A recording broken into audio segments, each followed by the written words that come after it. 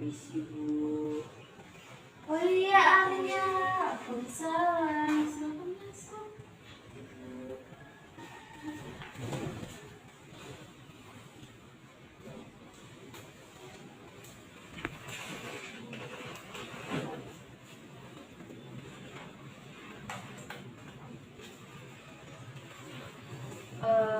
Silakan minum dulu. Iya Bu. Ngomong-ngomong, ada urusan apa kesini Arya? Sebelumnya, kayak mana kabarmu? Apakah baik-baik aja? Saat ini keadaan saya masih agak kurang baik. Oh, kurang baik.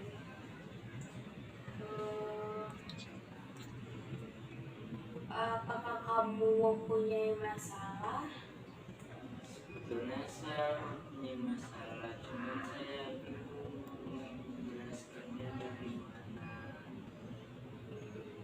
Oh, jadi ibu ada satu solusi untuk kamu menyelesaikan masalah kamu, yaitu proses konseling. Nah, sebelum itu, apakah kamu tahu proses konseling itu? Enggak Bu. Oh, jadi ibu akan menjelaskannya kalau proses konseling itu ialah suatu layanan yang dilakukan oleh konselor dan diberikan kepada klien secara profesional dan secara tatap muka seperti kita, dan di dalam proses konseling itu ada kerahasiaan. Yang pertama itu ada asas kerahasiaan. Nah, jadi ketika Arya menceritakan masalah yang Arya rasakan pada ibu, tidak perlu takut-takut lagi karena ibu akan mematuhi asas kerahasiaan tersebut. Dan kedua, ada asas kesukarelaan.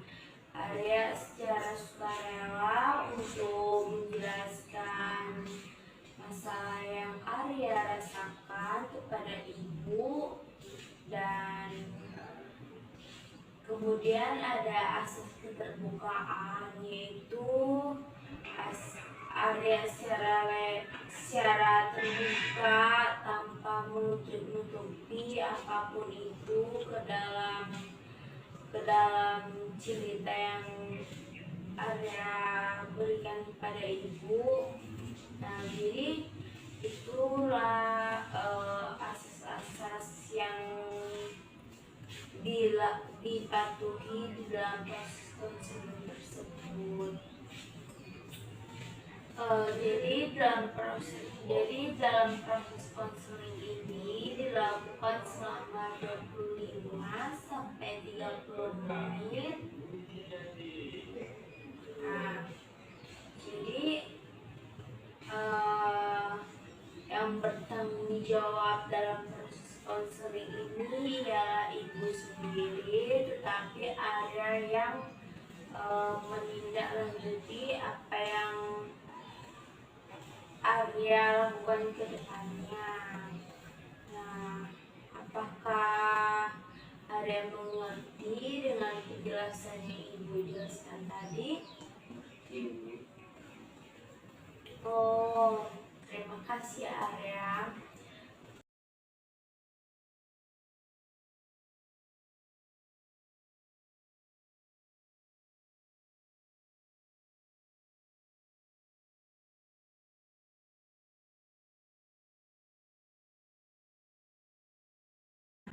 Tadi kan Arya bilang kalau Arya itu punya masalah. Masalah apa itu?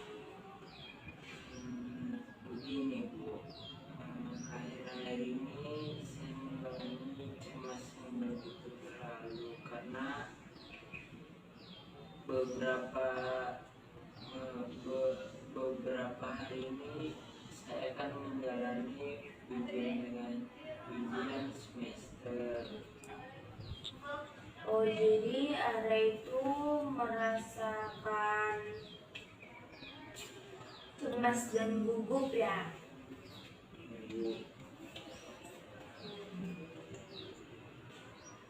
Apakah itu mempengaruhi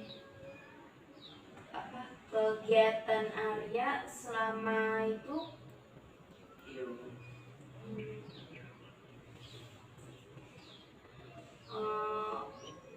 Kalau Arya mengatakan kalau itu mempengaruhi kegiatan Arya pada tes-tes yang Arya lakukan, apa yang Arya maksud? Saya mengatakan seperti itu, memang begitu kekhawatiran saya. Oh, apakah pikiran yang terlintas di kepala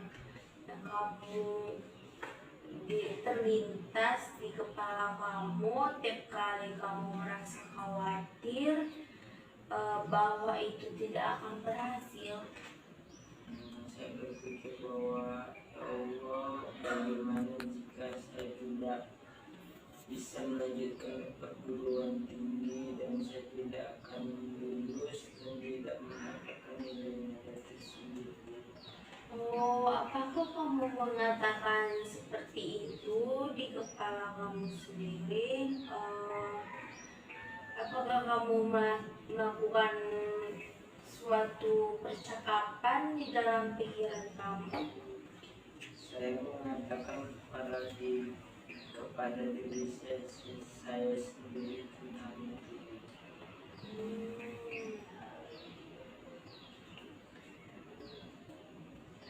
Oh, berarti kamu mengatakan kepada diri kamu untuk tetap tenang. Apakah kamu mengatakan hal-hal lain yang justru membuat kamu semakin cemas dan juga gugup? Saya mengatakan kepada diri saya sendiri bahwa saya harus bekerja dengan baik, kalau tidak akan mendapatkan masalah yang lebih besar. Masalah yang lebih besar seperti apa itu? Masalah besar berarti saya berpikir bahwa saya tidak akan mendapatkan perguruan tinggi yang baik, saya tidak lulus dan sebagainya. Oh, kalau kamu mengatakan hal yang seperti itu, apa yang kamu rasakan?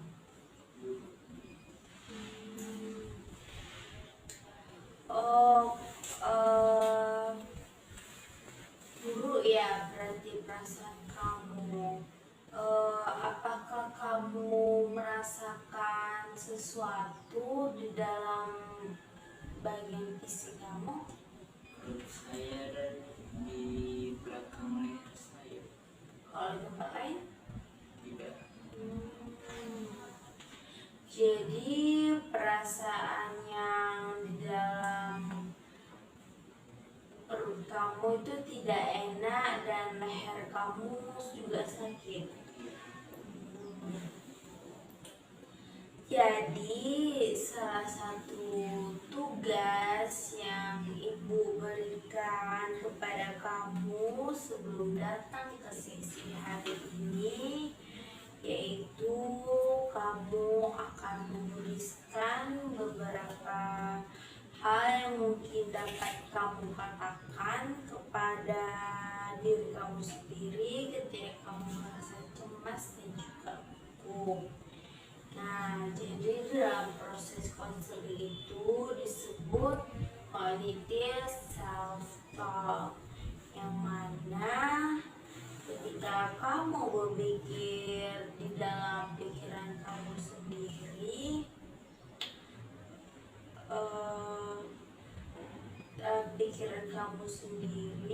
dan mengatakan berbagai hal kepada diri kamu sendiri juga, seperti hal-hal negatif, kejam, dan juga menyakitkan yang dalam diri kamu sendiri. Nah, bahkan kamu itu sudah mulai merasakan perasaan yang sangat cemas, perasaan yang tidak nyaman saat di perut, dan juga sakit di bagian leher kamu. Atau kamu bisa memikirkan hal-hal yang positif dan juga dapat bersikap tegas.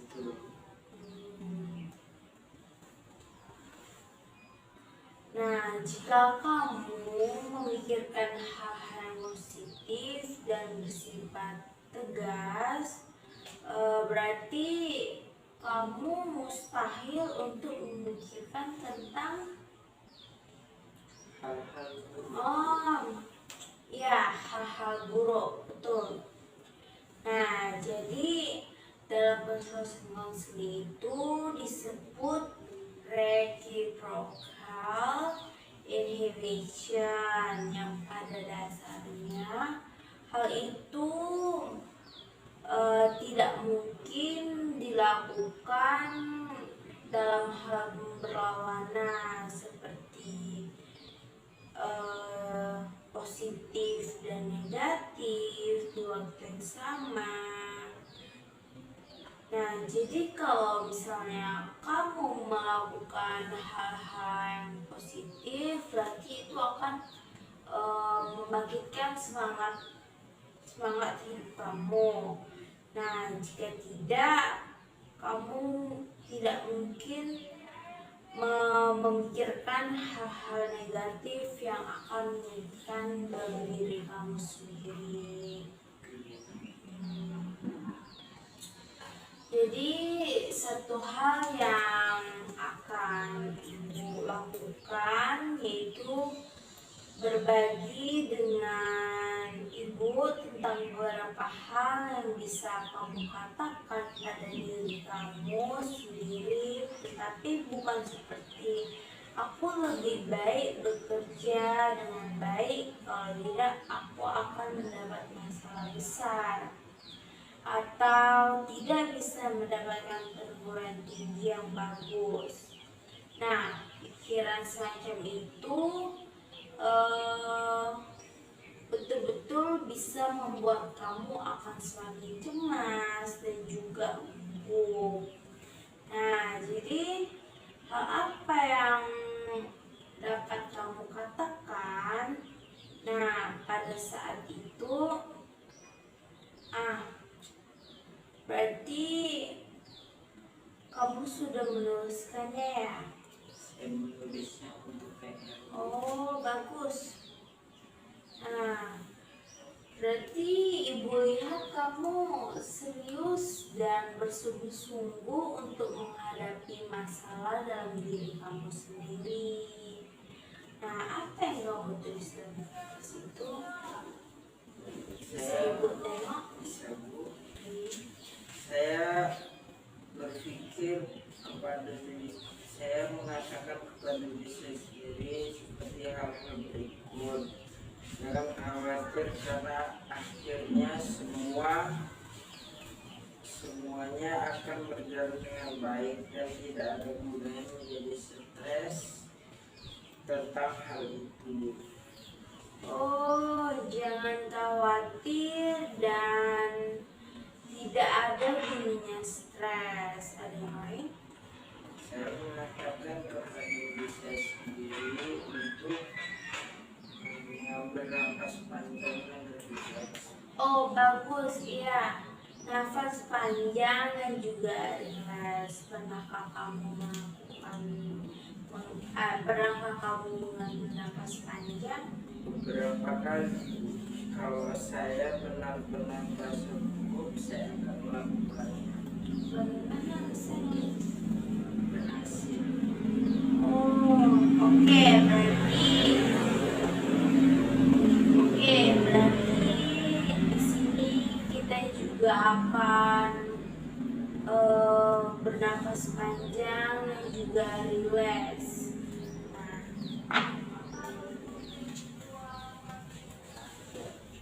Nah, yang pertama, kamu bersandar di kursi terlebih dahulu. Tutup mata dan ucapkan keras-keras hal-hal yang biasa kamu katakan seperti aku harus bisa masuk perguruan tinggi yang baik dan semacamnya, dan aku ingin kau merasakan di dalam tubuhmu. Nah, sekarang Ibu ingin kamu mengatakan hal-hal yang lebih rileks pada diri kamu sendiri. Ibu ingin kamu mengatakan jangan khawatir karena segala sesuatunya akan berjalan dengan baik, dan jangan menjadi stres. Ambil nafas panjang dan katakan yang Ibu bilang tadi.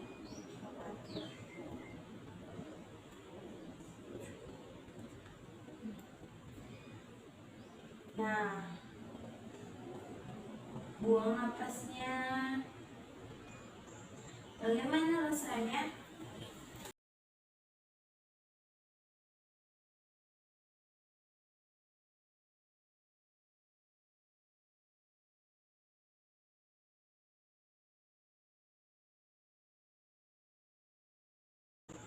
Bagaimana rasanya? Baik, saya berhenti merasakan gugup dan merasa lebih positif. Rasanya seperti saya akan bisa melakukan tanpa merasa ketakutan. Saya bertanya-tanya apakah hal ini bisa berhasil di kelas. Oh, baguslah jika itu yang kamu rasakan tadi. Jadi apa yang kita temukan, yang kita lakukan tadi itu ialah ketika kamu memikirkan hal-hal yang buruk dan kejam tentang bagaimana hidup kamu jika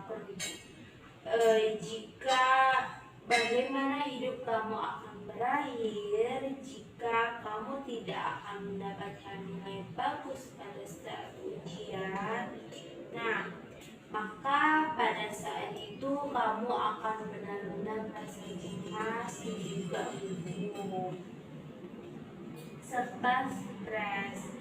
Akan tetapi jika kamu memikirkan hal-hal yang menenangkan serta rileks seperti tadi,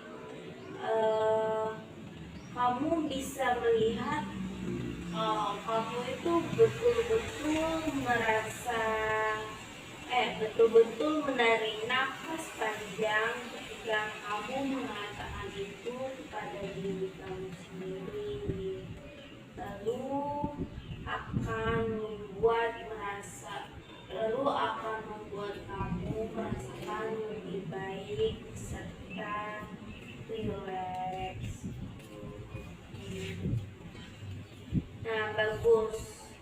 Nah, proses tadi yang telah kita lakukan itu disebut self-talk. Nah, hal itu didasarkan pada reciprocal inhibition yang berarti bahwa kamu tidak mungkin memikirkan hal-hal buruk serta hal-hal yang menyenangkan yang membuat rileks di waktu yang sama. Jadi ketika kamu memikirkan dua hal tersebut, kamu dapat menghapus atau memblokir semua hal yang buruk yang terlintas di dalam pikiran kamu.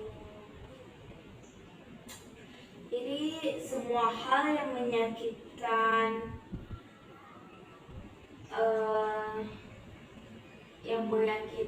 dan membuat stres dalam diri kamu itu dapat diblokir dengan suatu pattern rasa yang kamu tuliskan tadi, yang bisa membuat kamu terbebas dari stres. Jadi hal itu juga merupakan cara yang sangat membantu untuk menenangkan diri kamu, sehingga membuat kamu lebih fokus apa yang kamu kerjakan. Nah, jadi ibu ingin memberikan tugas pekerjaan rumah untuk kamu ya. Nah, jadi tugas itu mempraktikkan self-talk positif selama 5 kali sehari, dan masing-masing itu paling lama sama 1 atau 2 menit lah. Jadi setiap hari ya, sampai kita bertemu di minggu depan, dan ibu ingin berjumpa dengan kamu merasa lebih baik untuk kedepannya ya.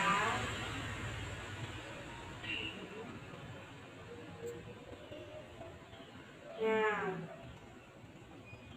kalau bagi waktunya kamu dapat melakukan selama pagi, sore, siang, dan malam.